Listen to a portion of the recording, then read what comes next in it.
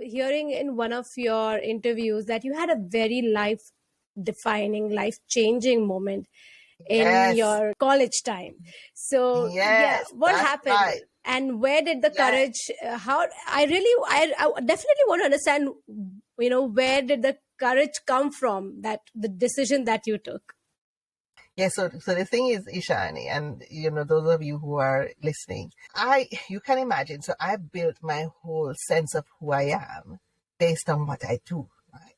So I am top of the class, teacher's pet, getting everything right, doing everything right. When I saw my other friends doing stuff, I'm like, oh, I don't do that.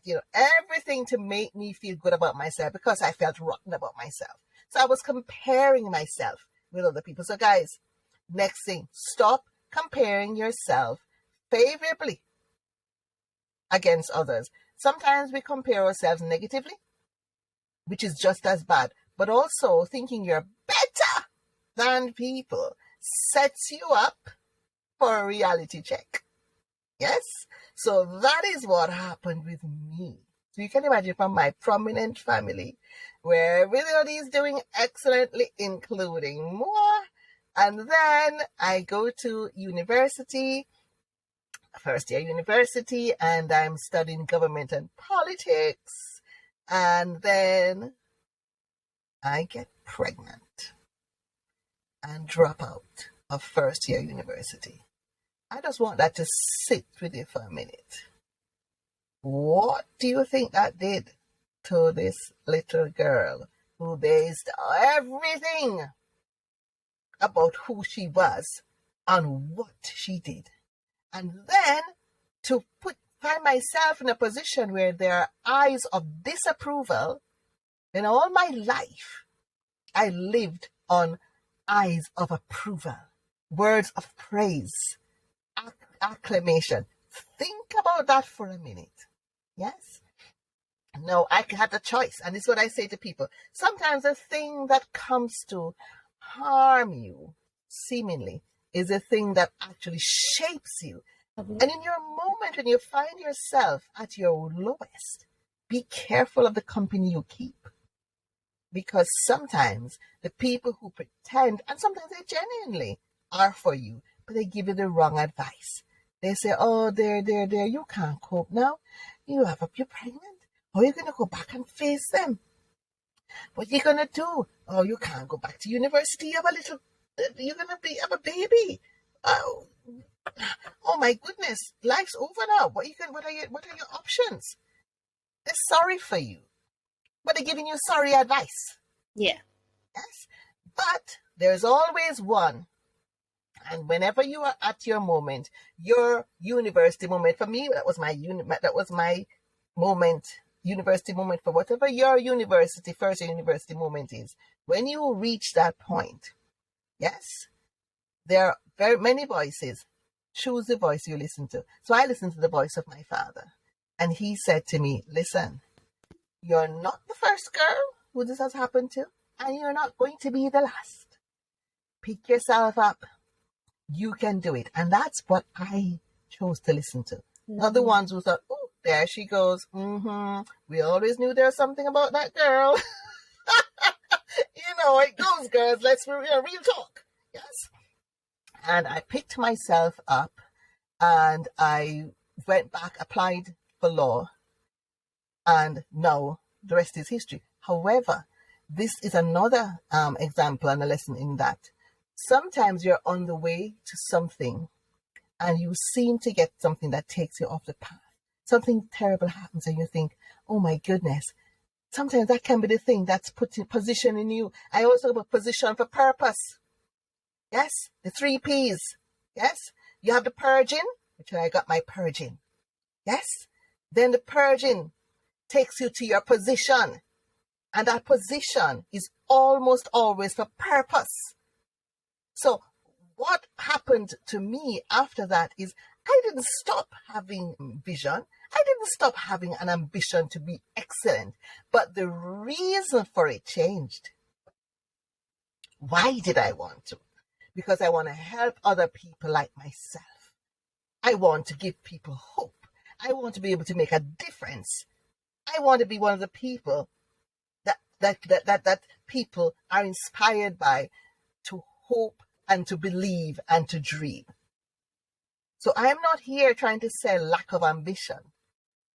I am saying align your ambitions, young people, with purpose. That was so powerful, I would say, and definitely a very challenging time for you. What I'm so impressed and inspired in your story, Bernie, is that you took that situation and you did not let it drown you. You know, you took your time to come back, and once you did that, you were there to help other people who were in the same a similar situation. You became the voice of a lot of people who really needed it. And honestly, Yeah. at every point, at any point in our life, each one of us, be it leaders or who would like to, support the leaders, we all feel that at some point in time. And I'm so glad that you took your life situation as an example for yourself and for a lot of other people, and you had the Yes. courage to Yes. share that. It's not easy, not at all. And kudos to your father.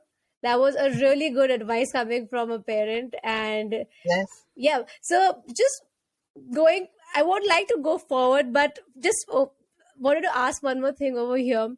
So just when you got to know about that situation, and it must have been very, very daunting for you as well, what was the thought that was going in your head, and when did you come to terms with that situation? So that, yeah. Yeah, that is a very good question, because we always have that moment. You know, that moment when you remember where you were when it happened, that kind of moment. And I can remember where I was when that happened. I remember when I looked at myself in the mirror and I said, "You're not." You know, there's a Jamaican saying, "Oh, that person is worthless." They've turned worthless. There's a term that they use. I remember looking at myself in the mirror and said, "You are not going to be worthless." Yes, I said that to myself. And I decided then that I was going to, by hook or crook, well, not crook, but you know what I mean, it's a saying. Yes. I was going to ensure, I was going to make good. But no, as I said, the rationale behind it, the motivating factor behind making good was not so I could be better than anyone else. Not that I can do better than my siblings, or that I needed that to make myself feel like I was somebody. But I felt I owed it to the people who stood by me, and I owed it to myself not to give up. I owed it to my unborn child not to give up. Because at the end of the day, when he was a son, looked back, he needed to be able to see what his mother did at that time and take inspiration from it. You know, so that was it. I remember it was just a day when it was one of my very hard days. One of my very hard days, because I obviously I had this my son, and I decided I wanted to work, and I was trying to find a job, and I was finding it difficult. And that was when I said that to myself. You know, and I said, I'll do anything, but I'm not going to just sit here in my parents' house and just become worthless. That's what I said. That's not going to happen. And my mother was saying to me, "You need to." I said, "No, I don't. I need to work. I need to do something." And the rest is history. And then I applied. I remember when I applied to go directly into law, and the letter came. I couldn't look at it. I had to give it to my brother to open it. I just could not believe it when I got in. You know, after dropping out, that shouldn't have happened. You know, but when something good is when you decide to follow a noble path, it mightn't happen immediately, but you bet it's gonna happen. Do not give up, because like I said, you know, I say it all the time, and I'm glad, Ishani, that you actually asked me to talk a little bit more about it, because I say it all the time, and I think people think, oh, I said to myself, oh, I'm gonna do well, and then before you know it, no, there was a lot in between. Yes. I had to stick to that decision when it didn't seem to be going the way of me being able to pick myself back up. I didn't get into law the next year. It was 2 years before I got into law.